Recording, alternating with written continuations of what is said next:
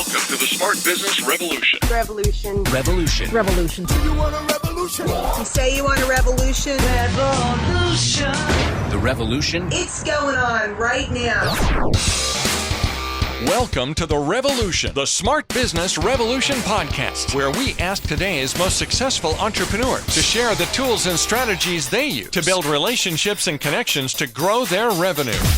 Now, your host for The Revolution, John Corcoran.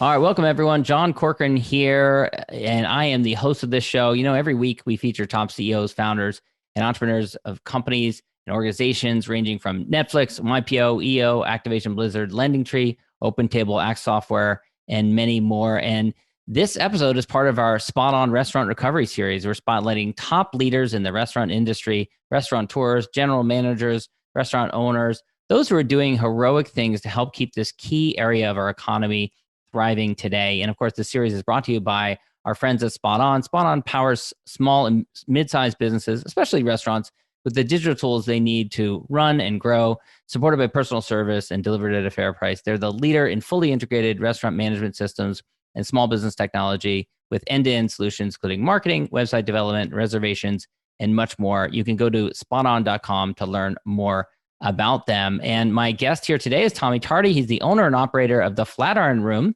and Fine and Rare Restaurants in New York City. He opened the Flatiron Room in September of 2012, had the goal of creating a restaurant with great food and world-class whiskey, all under one roof. Followed that up with the opening of Fine and Rare Restaurant in January 2017, which has live jazz and rare spirits.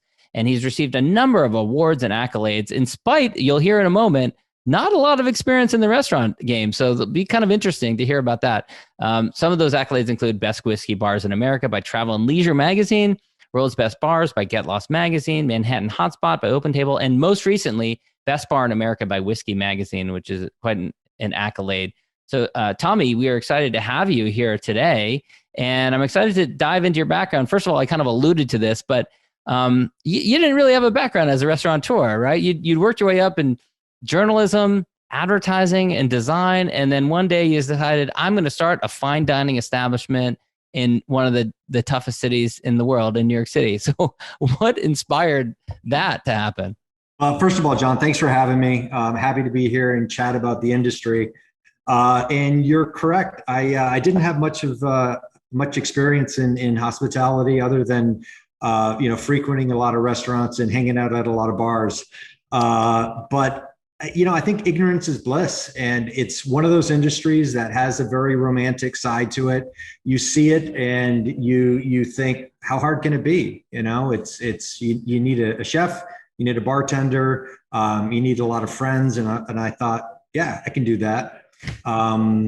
Wasn't easy. Anybody that's in this industry can tell you it's a heck of an industry. And if you don't have any experience, like myself, I reinvented the wheel dozens and dozens and dozens of times because I didn't know. I mean, all the while when I first got into it, I knew, I think every day I would say there's got to be an easier way to do this.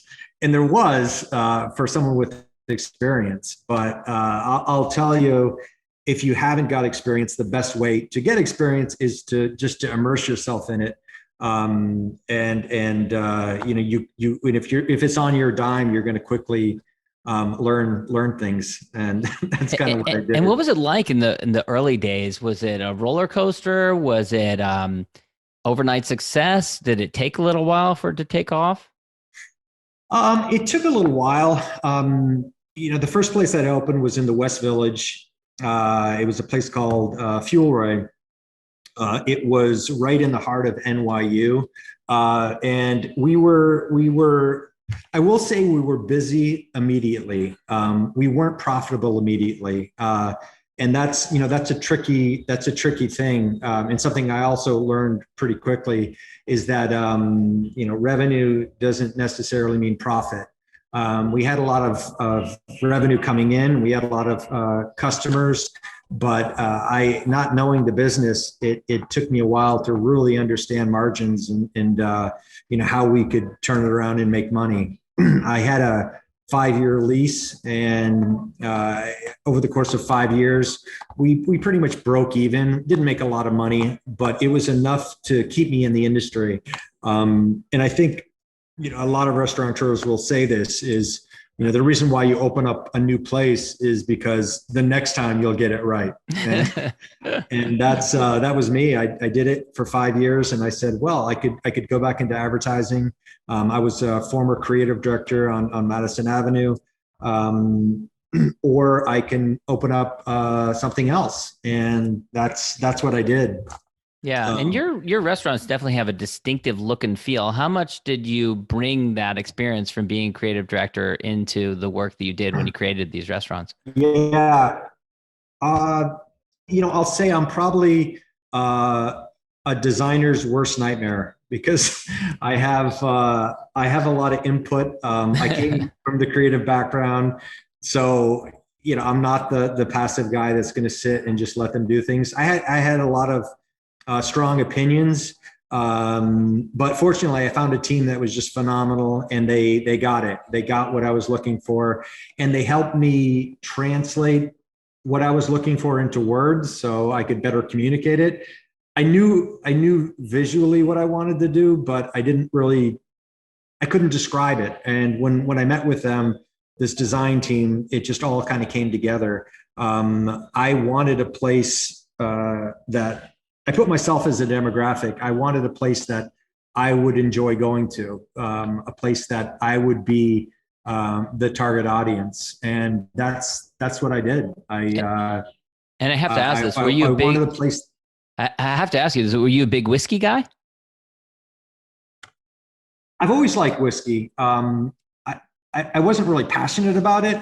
I enjoyed simple spirits. I look at whiskey as kind of a single ingredient cocktail. What I tell people, they say, well, why do you like it neat? And I'm like, well, it's dependable and it's reliable. I can go to any bar in the world, and if I order, a Glenmorangie neat, I know exactly what I'm going to get. Versus, relying on a bartender and hoping that they're going to make me a great cocktail. So I really like the simplicity of neat spirits, and that was it. And truth be told, before I opened up the Flatiron Room, I would be partial to a fine tequila or mezcal, or a nice whiskey. But it wasn't until I opened up the Flatiron Room and I started building my collection that I realized I needed to learn a lot more about whiskey. I mean, if we were going to have this huge selection that I had envisioned, I needed to know it and understand it. I didn't want to be a poser that just had this huge collection and didn't know anything about it. And did you open a restaurant because it was something you're passionate about, or was it because you felt like there was a hole in the market that was needed to be filled, or was it some combination of the both? Yeah, I opened up the Flatiron Room because, truthfully, I love the concept. I love the immediacy of restaurants. I love, coming from advertising. You'd run a campaign, and then you'd collect your data, and you would get research. You do your research, and then you'd get your data like many months down the road, and to see if it was actually working. But with the restaurant, I mean, it's so kind of primal. You put something on the menu, and you see immediately if people buy it, and then you see even quicker if they like it. You can just watch the expressions on their face, and I love that. I love being able to concept something. Whether it be a food item or a cocktail, and just see immediate reactions, and that's it's a beautiful thing. So me opening it up was really about creating a place. I think there was a hole in the market. As I was getting older, I knew I still wanted to go out, but I didn't want to go to crowded bars. I didn't want to go to a place that, you'd spend a ton of money on a cocktail or a dram of spirits, and then you would get jostled at the bar, or it was just too loud to talk. But I still wanted to go out. And I thought, well, maybe I could create a mature minded place that just something that wasn't necessarily hip or hot or cool, but something that had like a history, a feeling that the longer it's around, the more patina it has, and the better it becomes. I remember thinking like Balthazar was one of these iconic places that it was timeless, and that's really what I set out to create, is a place that felt timeless. Like when you walked in, you felt like you were just escaping from the streets of New York into this kind of transportive experience. Yeah. You mentioned a moment ago that you love the immediacy of creating a dish and then seeing people's responses. That must have been something that you missed during the period of time of the pandemic. So let's go to that point now. So take me back to February, March 2020. You start, it's obviously it's gathering on the news. You're starting to see that this might be a big thing that affects you. What are you thinking? I tell you, John, in the beginning, I was in denial. I thought, nah, this isn't going to happen. This is crazy. We're going to be fine.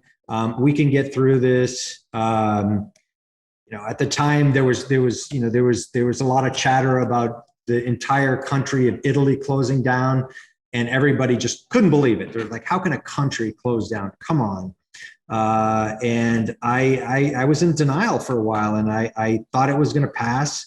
And then it's as we know, it didn't. We got an announcement. I think it was like on a Saturday, and they said that all businesses are going to have to close, which was I think on a Tuesday. And it was, I think myself and a lot of people, we were just in shock. We didn't have time to react. It was so quick. We didn't really have time to think. It was just, it sounds a little redundant, but everybody was like, we just can't believe this is actually happening.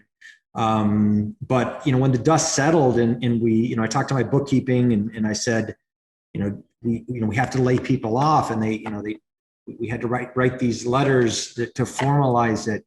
I think the reality started settling in, and being an entrepreneur, these are my businesses. That I don't have another revenue center. I mean, this is it. So it was a lot of late nights just kind of contemplating, what are we going to do, and how is this, how are we going to get through this? But the problem was the uncertainty. There was no answers. No one had answers. And that's what was probably the most challenging thing for me, because I'm okay if we're going to have a bad month, and I know, we're in the middle of something that, historically, maybe summertime we have bad months. It's people leave town, and we know that, and we brace for it, and we just get through it. But the uncertainty of not knowing what's going to happen, was very, very, it was a lot of pressure.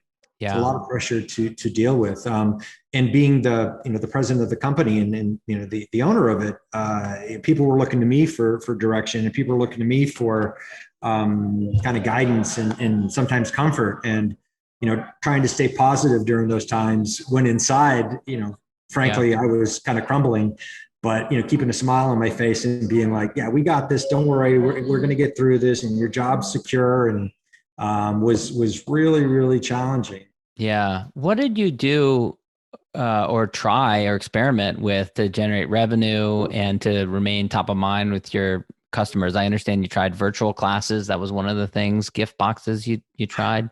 Sure. One of the things we became known for at both locations is, you mentioned earlier, we do have this massive spirits collection. Flatiron Room has over 1,000 different whiskeys, independent bottles. And then Flatiron Room has Fine and Rare has equal a number of bottles that span mezcal to cognacs, to armagnacs, to rums. One of the things that people turned to us for were on-site whiskey classes, where people would come in and they would have spirit education classes. It was a fun thing that a lot of corporations did for either their clients or their staff as like a team building. And and that had been a nice, healthy revenue center for us. When the pandemic hit, all of our revenue shut down. I had a friend of mine had said, "Hey, Tommy, can you organize one of the tastings that you do, but can we do it virtually?" And at the time, I was like, I don't know. We can do it. And, as my friend, I'm going to do it for you. So we assembled a little makeshift kit and we sent it out to about 40 people with a link to a Zoom call. And we did it. And it was amazing. I mean, usually whiskey classes will last around 45 minutes to an hour. This class lasted 2 hours, not because I was talking, but because people that were on that screen wanted to engage with their friends. They were so happy to be in an environment where they were drinking, even though they weren't, physically with somebody. They were looking at their friends and they were having that kind of office banter. And I'll tell you, after that, he asked for another one, and then somebody asked for another one. And it just took off. And we were doing, in the heat of the pandemic, we were doing 2 to 3 easy a week to places all over the United States. And wow. It was great. And I loved it for many reasons. One, it gave me a reason to rehire some of my team. And also it gave some normalcy to our business again. We were kind of back in even though it was virtually. Yeah. Talk about some of the other things you attempted. So gift boxes, you said you tried and failed at delivery. Gift boxes. Let's talk about the good first. Sure. The gift boxes were something we did, and we're still selling them now. If you don't want to meet online, I developed these little boxes that have just a fun little kit that you could have your own virtual tasting. You would conduct it yourself. So we did a lot of those, and I was really 2 for 2, feeling pretty good about my revenue. And then I said, you know what, let's go for takeout. Let's do delivery. And we failed miserably. We invested thousands of dollars in takeout containers and packaging. And it didn't work. It didn't work. Why not? Well, in the back of my mind, I thought I never really believed in fine dining takeout.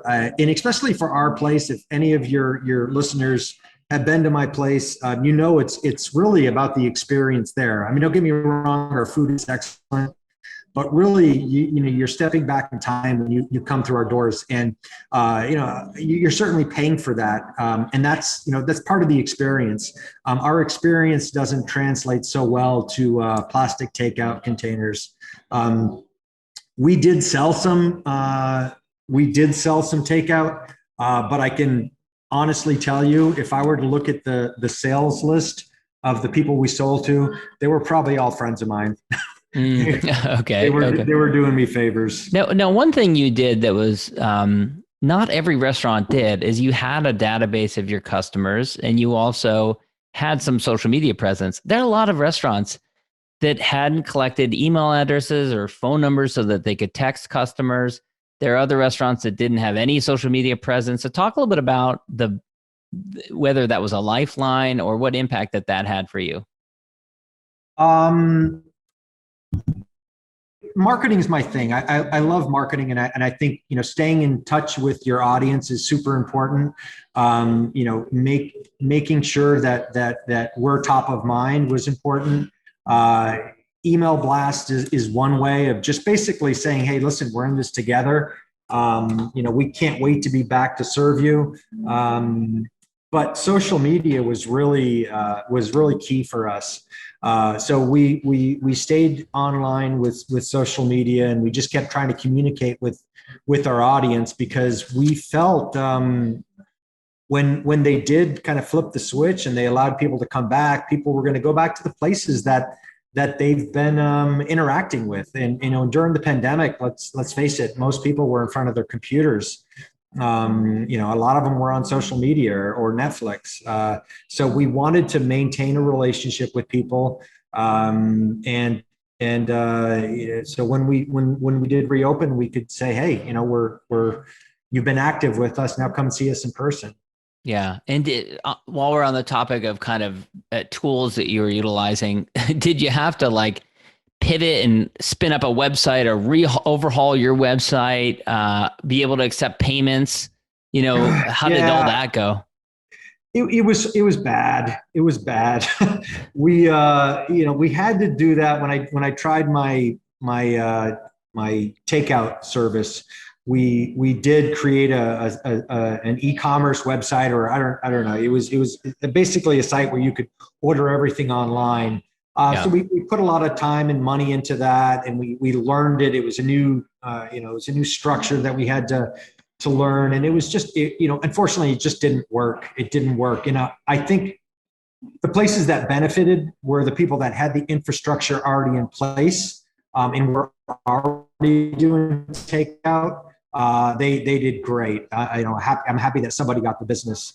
But for us, we just didn't have the infrastructure. People never really associated us with takeout and delivery. So we didn't gain any traction, and we kind of threw in the towel and said, all right, we know that our virtual tastings and our gift boxes are working. Let's really up the ante and develop those more. So that's what we did. And talk about the climate towards hospitality and the restaurant industry today in New York City. For example, there's the evolution of outdoor dining, which we've all seen, I think, in lots of different cities, where a lot of restaurants had no outdoor dining or very little, and all of a sudden had to expand, some going onto the sidewalk, some going and taking over whole parking spaces. So what was that transition like? How was it working with the city in order to make that happen? Sure.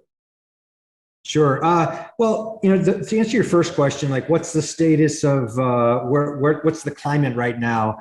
Personally, I'm super bullish on hospitality. We've been in this game for a long time, and I'm comfortable saying, like, July and August, we never get inquiries for corporate events, very, very infrequently. Once in a while, we'll get a seasoned event planner that comes in and puts some holes on dates in December because they know. But usually we get very few inquiries. Now we're getting a ton of inquiries for events that are in the fall. So again, I'm super, super bullish.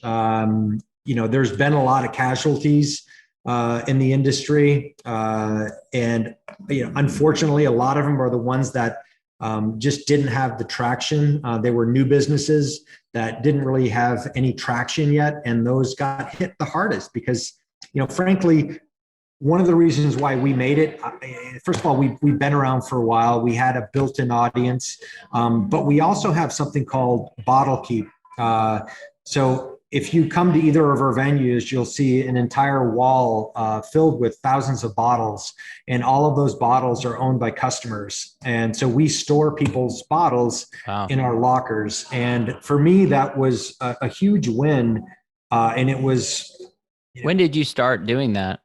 We started it right when we opened, 10 years ago. Yeah. You used to see that like in cigar bars and stuff where people would do that sort of thing. And how, I have a question about that. How did you determine that was going to be a good use of real estate? I mean, real estate in New York, so expensive, right? You're paying a lot. But how did was that a bit of a roll of the dice that was going to be a good, because, someone could put their bottle there and not come in for a year. Yes, John, you're correct. It was a total gamble. You're bringing up some memories. I remember. Sorry. We spent. I got the idea. No. It's comical because when we first opened, I didn't. I had a vision.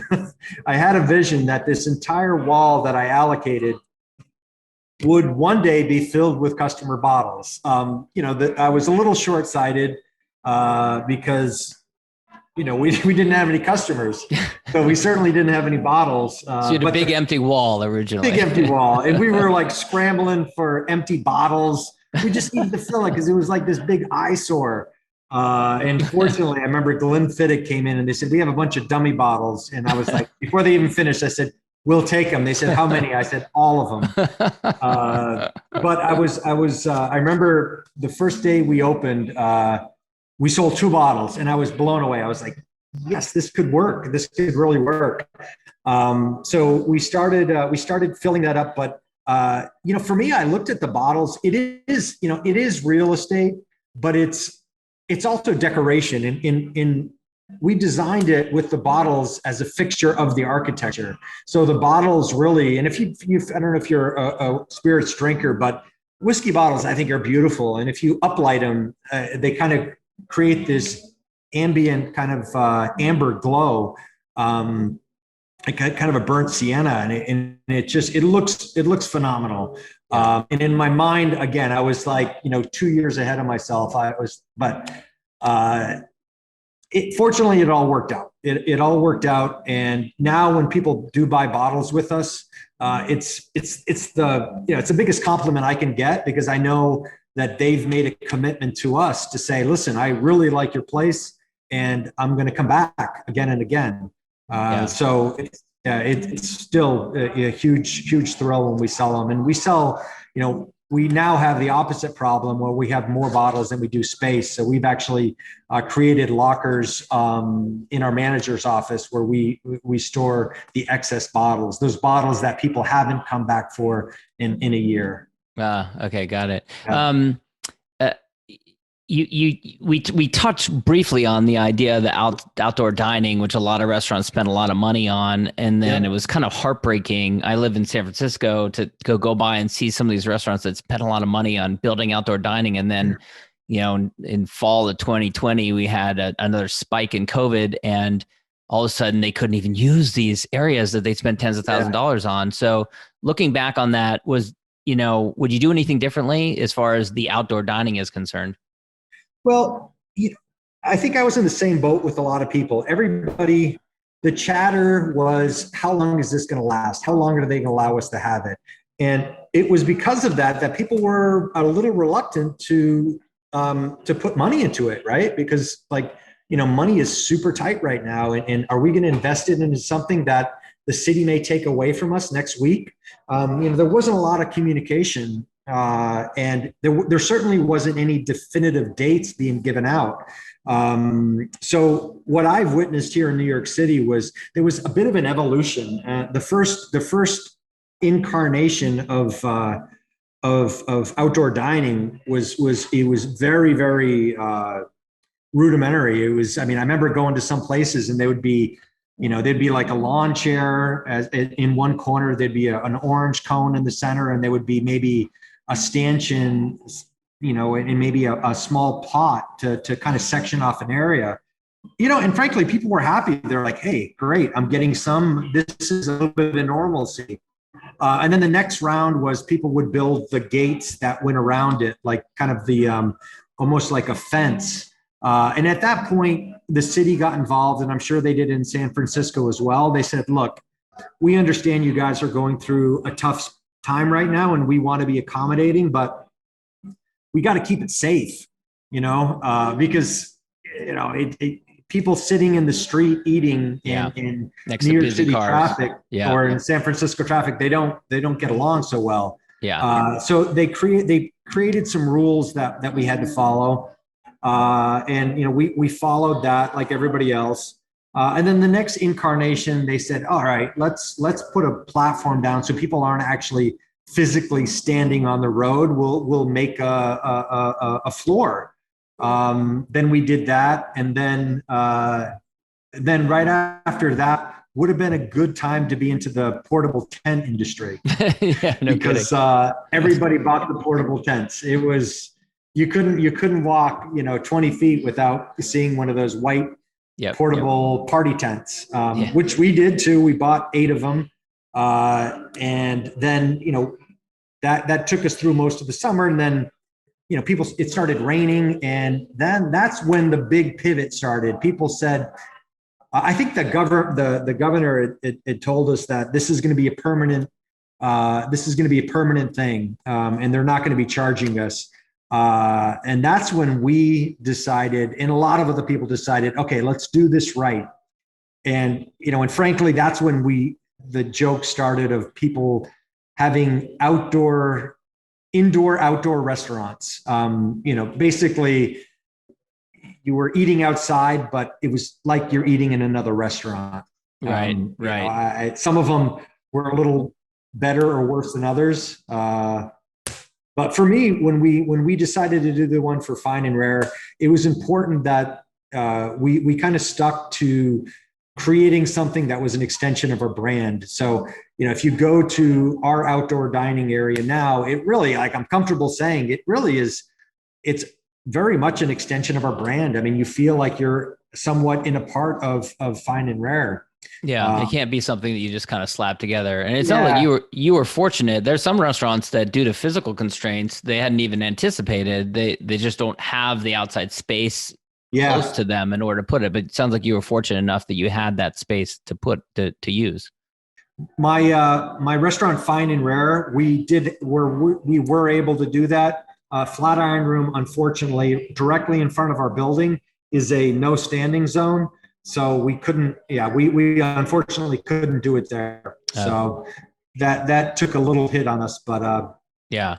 Well, what about, I want to ask you, as you look back, is there anything that you would have done differently? For example, you have 2 locations.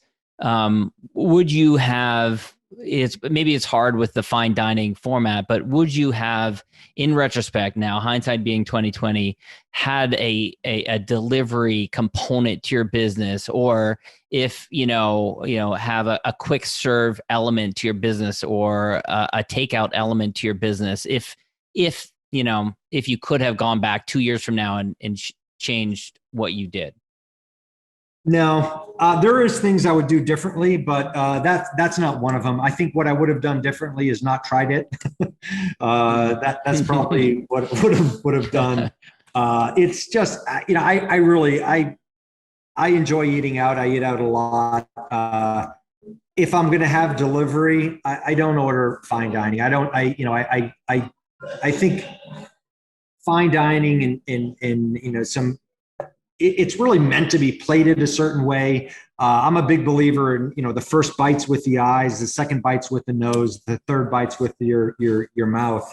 I think that's part of the thing you're paying for. I mean, chefs are artists, especially, chefs in fine dining restaurants, and they create something that is as visually appealing as it is, appetizing.